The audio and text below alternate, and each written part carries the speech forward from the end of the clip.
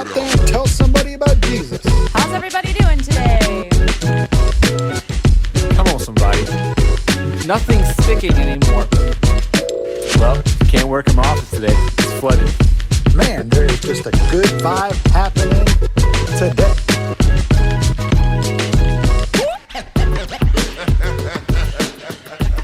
We're rolling. What podcast is this? 96. 96. Really?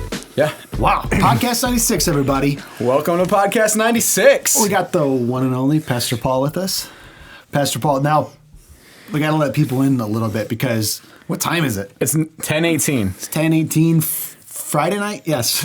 It's Friday night. Yeah, it's Friday night. I almost said Saturday. Oh. It's Friday night. Pastor Paul preached tonight, and I could do the whole podcast just more about just some of the stuff you said. Super good message. You can listen to it on the podcast as well. Yeah, on the Cornerstone podcast. Yeah. Not on this podcast. And it's good to have you on the podcast, man. It's good to be with you guys.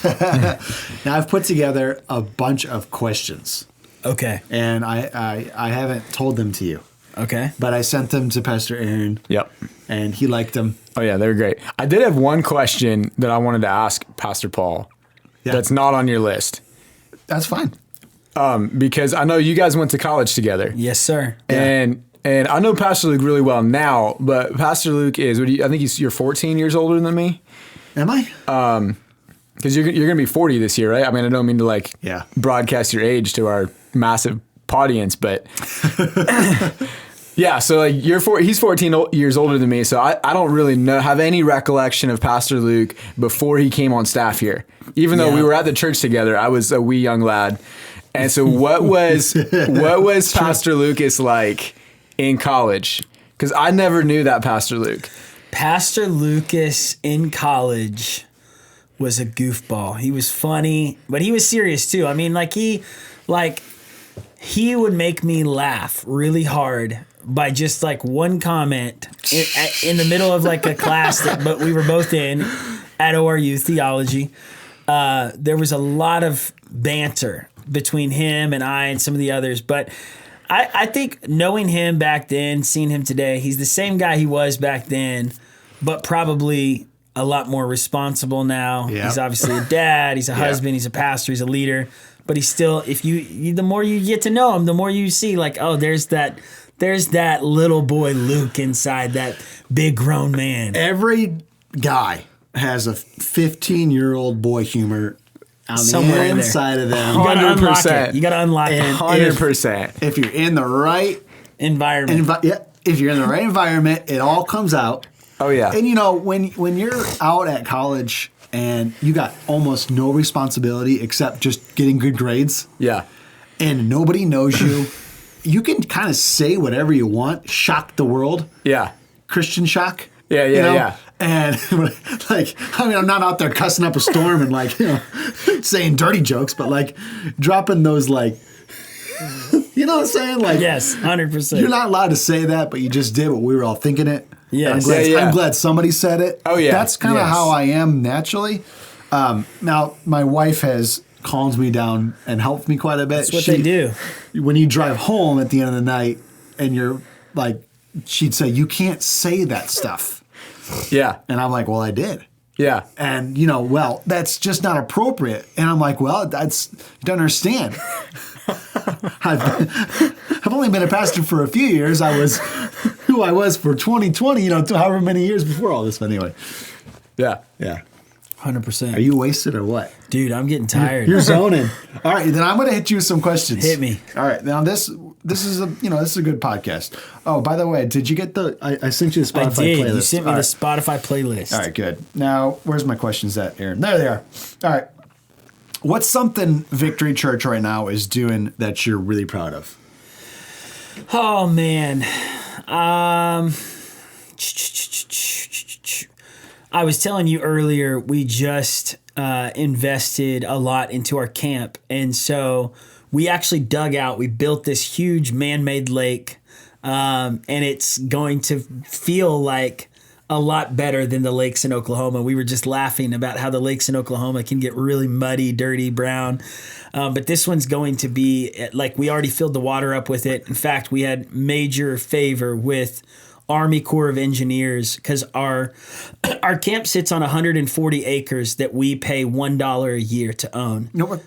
We bought the 140 acres 30 years ago. Back in 1992, my dad was praying that one day our church would own a camp where we could host kids camps, youth camps, retreats for staff and all that kind of stuff.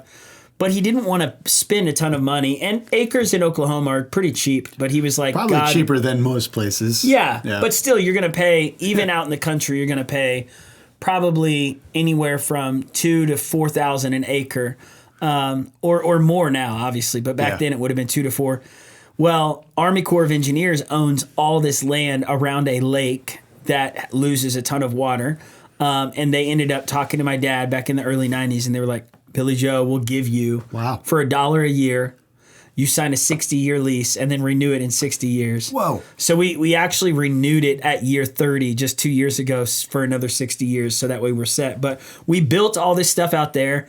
When my dad passed, the camp kind of got left behind because we were keeping the church afloat. We were keeping the school afloat. More important things on the calendar. Yeah, so we weren't pouring into the camp, but here this last year, we've been financially strong now for a while, and we were like, you know what? Let's invest in the camp. Let's build a really cool water sport experience where it's like year-round available, and the lake is always clear, it's clean, and we can have cliff jumping and like a blob, like if you ever saw Heavyweights. Yeah. You know what I'm talking about? Dude, that movie is crazy. That movie's awesome. I just showed that movie to my kids. It's unbelievable. And I forgot how wild it was. I was like, I don't know that I should be showing this to my kids because there's some really inappropriate humor. But anyways, so right now, we built that, and then we're building these marriage bungalows. We're going to have a marriage counseling retreat center out at the camp where we'll host like marriage counseling retreats where we just pour into couples, and we have a licensed professional counselor that helps couples that are just going through hard times and helps bring healing to them. So I'm excited about that. And then there's some other projects that we've just built that I'm really thankful for. That's cool, man. All right, Pastor, our next question. Yeah, I love this question. And this, you're probably gonna have to get a little vulnerable for this question, all right? Okay. So this question is, what do you like least about your job right now as the pastor of Victory? I would say when I have to put out a fire that I didn't cause, that one of our staff members or our volunteers did something dumb. Okay. And then it gets pushed back on me, and they're like, "You're the pastor of the church. How could you let this happen?" And I'm like, "I didn't do this." How many staff and volunteers do you have? So we have 420 staff, but that's not all for the church. Yeah. Because you got a school and everything like that. The church has 107 staff members. The school has 220 staff members, and then the Dream Center. We have two Dream Centers, a West and a North campus, and that employs 50 staff members. The camp and the college employ 20 apiece. So there's a lot there. And then volunteers, there's thousands. It's your fault when one of them have a random neural firing and do something dumb. Here's an example. Right when I landed here yesterday, this guy's picking me up from the airport, and we're in the car, and I start getting text messages because at our school, we had to let go of an employee who worked in the cafeteria who just had. I actually shouldn't be talking about this on the podcast in case this ever gets out. It's 10:30 at night, so this is So someone was let go, and people who were related to them were not happy about it, even though the letting go, and even like the person was like ready to go. They were like, "Yeah, I actually don't want to work in this role anymore." Yeah. So it was like a mutual parting, but relatives connected to them were like, you guys could have kept this person on. You didn't do it all the right ways, and you guys didn't handle it. And they're coming at me, and I'm like, I'm not involved in all of these decisions. Yeah. Like, I trust our school to make decisions. So I think the thing that drains me in my role is that people see the pastor as the target for all the problems connected to the name of the church, even if Like, let's just say Cornerstone had a Mother's Day out, or a weekly daycare that you guys did, or a school. You're not going to be involved in all the ins and outs of that school. But if you're the pastor and that school has the name Cornerstone on it, people are like, I got a bone to pick with you. Yeah. So it gets draining. Yeah. Yeah. I can imagine. I am imagining right now. Okay, here's a better, brighter, positive question. Yeah, bring me into the bright side. What's one thing you do every day that's a key to your success? Oh, I love this question. This is so good. Okay, carnally speaking? Sure. Sure. Okay, for carnal side, coffee. Okay. And when I say carnal, I just mean like vain. Like, coffee every day honestly gets me going. And with that espresso shot, man, I'm like ready to read my Bible. I'm ready to pray. I'm ready to talk to people. Yeah. So coffee, like, I'm just saying it. I think we underestimate the other things God uses in our lives to keep us going. You know what I'm saying? I know what you're saying. Yes. Okay, because people always answer that with like a super spiritual, like, prayer. And I'm like, yes, prayer, but what else? Like, for me, I really like having a vanilla latte, extra shot of espresso. It just gets me going for the day. But spiritually speaking, it is prayer. So every day I really enjoy my drive to school with the kids. So I'll talk with them. We'll do confessions. We'll pray. And then after I drop them off, I'll take time in my car. That's when I go get my coffee, and I'll sit in my car, just listen to worship music, pray. I'll write down thoughts in my prayer time about what God's speaking to me for the week, for the message, or just for life. And that's really bread and butter for me. There you go. That's so good. I love that. I love it. All right. Next question is, I like this one too. How would you instruct a young person right now who dreams of being a leader one day? I would just say, if they're dreaming of being a leader, they need to start leading in some way right now. Ooh, come on, that's good. And they need to lead by being a servant in their local church and serving in whatever the gaps or the needs are. Ask your youth pastor, ask your pastor, where do you need me? Usher, greeter, parking lot, children's church, youth, wherever. And then in those serving opportunities, prove that you're faithful, prove that you can get the job done, and you'll get more. And the more opportunities, the reward as a leader is just more work. Like, if you're a good leader, you get more work. Yep. If you're a bad leader, people don't want you working. They're like, take some time off. We don't want you around. Yeah. But if you're a good servant leader, people are like, we got to give this guy more opportunity because he's killing it, he's crushing it, or she's doing great. So I would just say, get involved, start serving. And then honestly, I would just say the aspiration for leadership should also carry a matched mental preparation for pain.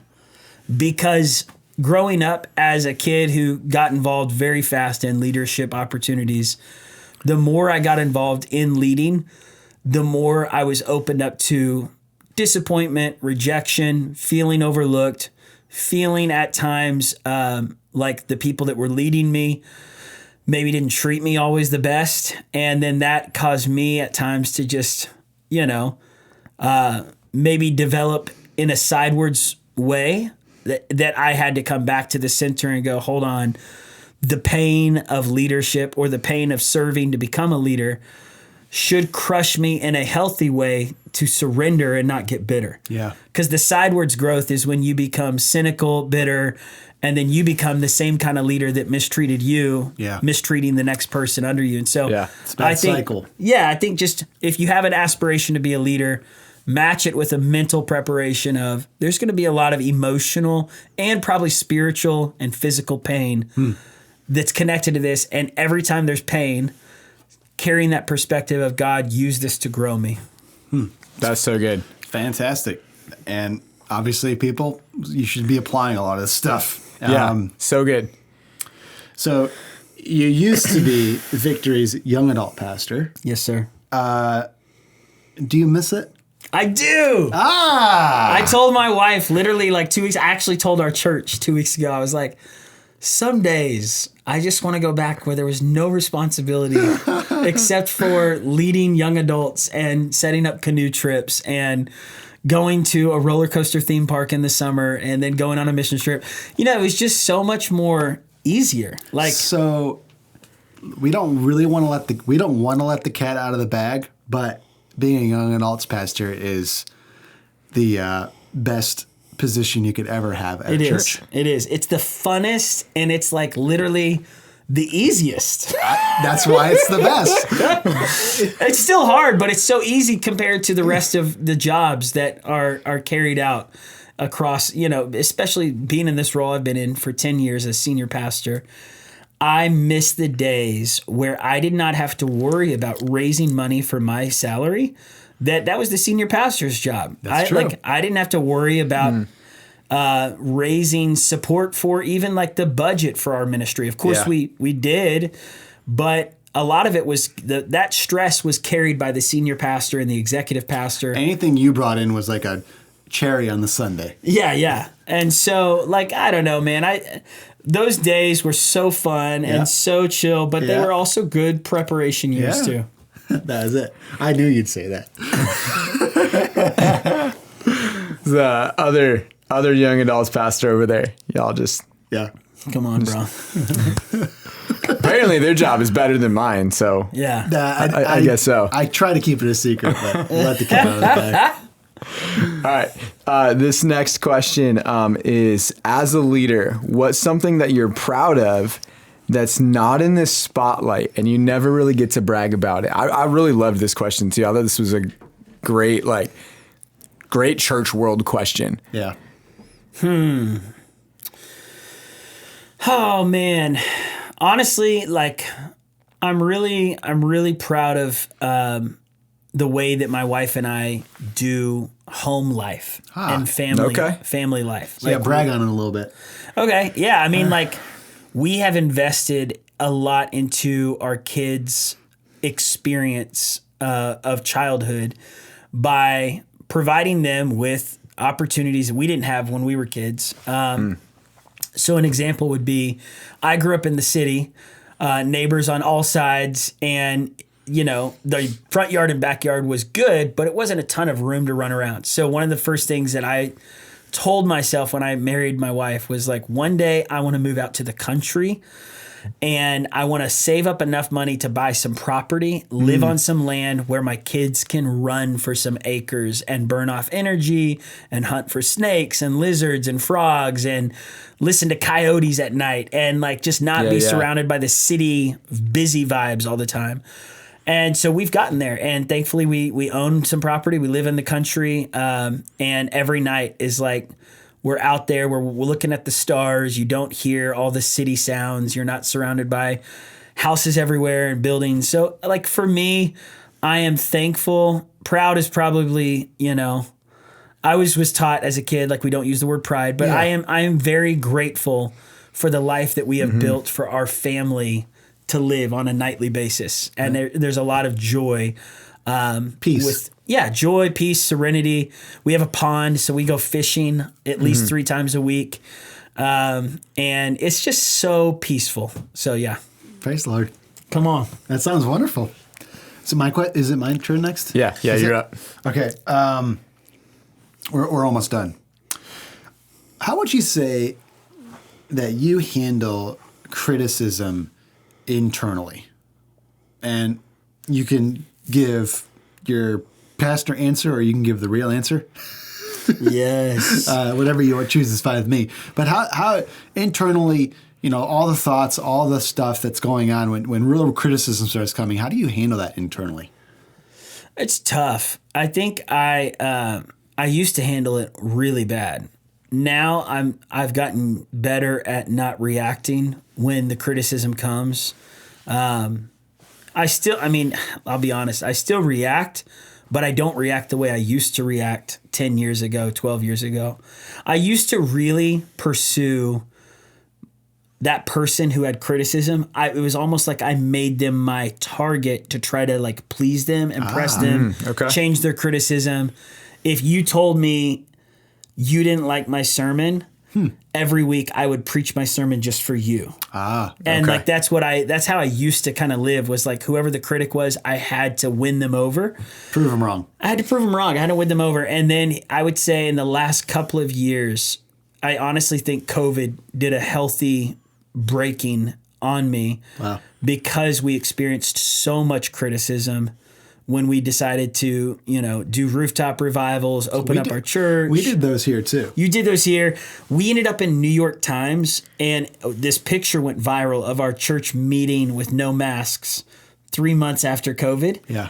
And it was packed, so we had like 5,000 people in one room, and it went on CNN. It went on, every liberal news outlet, and then Fox News and non-liberal outlets started saying like, this church is, we were called the super spreaders. And I was like, man, there was so much unfair criticism. People started like picking me apart. They saw my name next to the church and saw my sermon. So then they just started going on all the Google reviews, YouTube. Just harassing me. And it was bad. And I honestly was like having panic attacks because I was like, I'm not a bad guy. I'm not trying to kill anyone with COVID. And I'm like, you don't understand. Like, I'm doing this for our people, for our church. They need gatherings. Like, we need to be together. And you didn't make a single person show up as far as just sitting in those pews. Yeah. Like, you didn't force anybody. They wanted to come. And the people who came, actually the people who were in the picture were proud to be in the picture. That's what I'm saying. The people who were hating on it were people who didn't show up, who were telling us we shouldn't gather. Yeah. And I'm like, you don't even go here. Yeah. You have no right to but people use social media and YouTube now as their way of expressing all their criticisms towards the church. And especially if you're a mega church, you're a bigger target, and people heap all their spiritual abuse on you, and you're the reason that they left the church. It's so crazy. And so something during that season, God used all of the criticism to get me to a place where it was like, Paul, at the end of the day, if your wife loves you, and if you and your kids and your wife are all good together, that's what matters. Even if your own relatives, because I had some relatives, man, that were just, it was hurtful. Oh. And in the midst of all of that, it was like, okay, I need to stop living to try to please the critics and defend myself to the critics, and just accept that I'm not going to be everybody's cup of tea. So it still hurts. Like 2 weeks ago, someone said something to me about our church that wasn't positive. And honestly, I took it way better than I would have taken it a few years ago, or 10 years ago for sure. I took it and I was like, hey, thanks. We'll look into that, see how we can grow. And then I just walked away, and I was like, I got too many other things to think about besides that criticism. So anyways. Criticism is hard. Yeah, it's really hard. And I think that when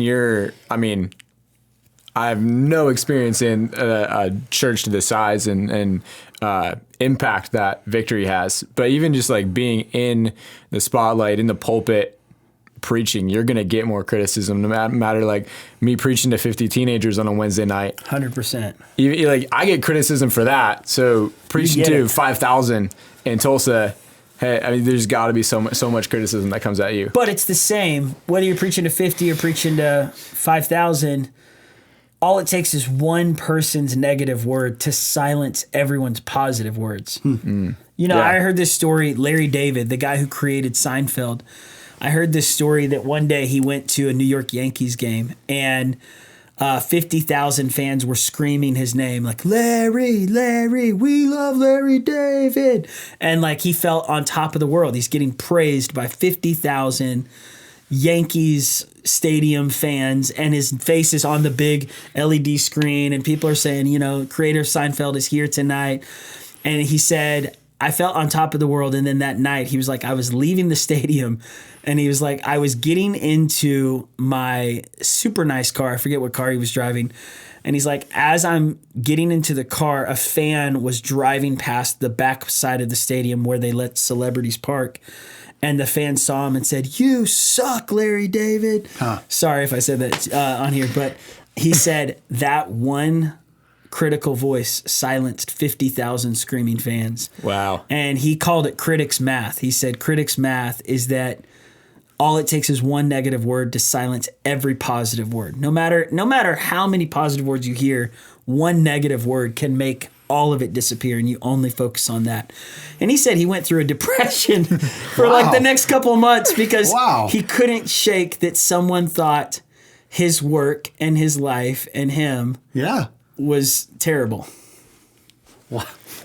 That's a powerful story. That is a powerful story. There's a lot learned in that story. There's so much learned that we don't have any time left to unpack it. No. We got one more question. Yeah, right? we do have one more question, and I'm really curious about this one.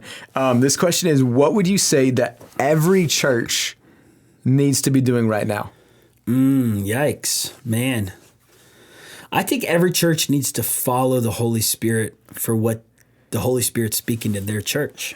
Because I do think one thing that we've learned in the last couple of years is that there is no major church out there that is not without blemish and issues. And so you could copy their whole model and then find out like that model wasn't healthy. Yep. And, you know. Yeah. And if they were your example and then they fell, now you're questioning everything. Oh, yeah. And then after that happens, you hear this still small voice of the Holy Spirit say, you should have been listening to me. Yeah.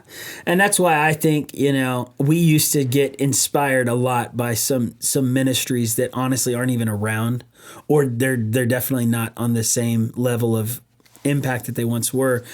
And I told my brother and our core team, I was like, guys, let's stop. Like, our inspiration needs to come from what the Holy Spirit's speaking to us.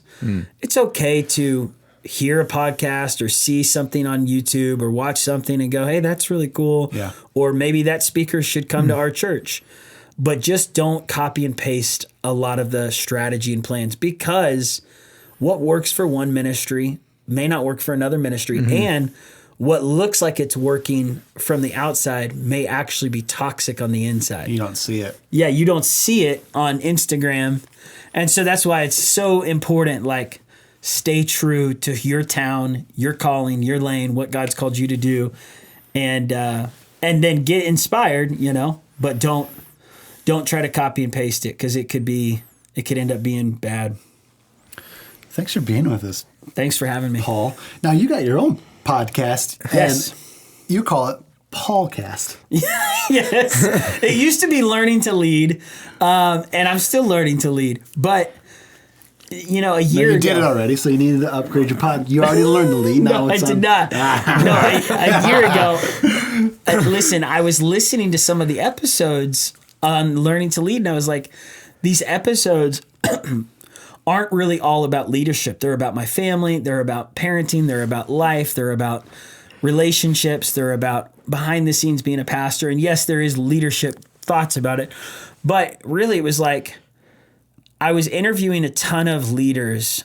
And I was like, you know, as much as I love interviewing all these leaders, I really enjoy processing with people just life. And I thought maybe for this season, with my new book out for the next year, we'll call it the Paulcast, and I'll just tell stories about being a pastor, dad, a husband, father, all those things. So, I think that's good. That's more interesting anyway. I don't know if it is. No, it is. I'm telling you, it is. Yeah, I was just going to say the same thing. Like, I want to go listen to your podcast right now. You're on the right. That's the track. That's the track. I mean, you can get leadership. So you can get leadership everywhere. And I found the people I was interviewing were saying the same thing in the interview that they were saying on all their other interviews. So I was like, you're not getting anything fresh. Yeah, people can go and listen to this guy talk on his own YouTube channel. And these are great people like John Maxwell or Craig Groeschel. But I'm like, maybe I should just do a podcast that's not just all the same content that everybody's hearing. So what's it called? Paulcast, right? Yeah, And they can Paulcast. find it Spotify, Apple, YouTube, everywhere. Everywhere. Paulcast.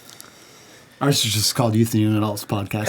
Come on, I like it. Because it's just the same thing as Come like on. it's like random neural firings and Yes. like this is gold. We need to put this out for the Fresh people. thoughts for the day, fresh ideas, Yeah. fresh conversations. Yeah, Oh, yeah. and that's all we do, and we have a lot of fun. Yeah, And love it's so much fun. I mean, you guys can't see it on the camera, but that, like, those are our notes from our last podcast. Like, we talked about a Pepsi lawsuit, the Dr. Pepper creamer, and a Ben Franklin quote. and I didn't know there's Dr. Pepper creamer. yeah, Dude, you got to watch our Dr. last Pepper, podcast. Coffee Mate made creamer for Dr. Pepper. That is crazy. Coconut lime flavored creamer. Dude, it's so good. And Is it we really? tasted it. Yeah. Is it good? Yes. So good. I didn't believe it. I was such a skeptic. I was like, this cannot be good. And then we tried it, and it rocked my world. I was It's like, delicious. I had it for the next 3 days straight. I was like, that's this is so awesome. good. Yeah, there's some of our podcast notes, but yeah. So thanks for being on the podcast, Hey, man. thanks for having me. And you can find this podcast anywhere you listen to your podcast, Youth and Young Adults Podcast. I'll probably just send you the link or something when it's posted. Yeah, send it to me. All right. Anyway, thank you, man. Really Thank appreciate you. you. He preached tonight. He's tired. We're all tired. I don't know what time it is now. Yeah, it's 10:48. Okay. How long have we been podcasting for? Well, that would be like 30 minutes. 30 minutes. Nice. Right around the time we like to. I don't know. I don't see it. I can't see it. Yeah, right now. sorry. My head's in the way. All right. Great to be with you today, audience. Absolutely. We'll see you guys next time. Catch you on the next one. Bye. Bye. Get out there and tell somebody about Jesus. How's everybody doing today? Come on, somebody. Nothing's sticking anymore. Well, can't work them off today. It's flooded. Man, there is just a good vibe happening today.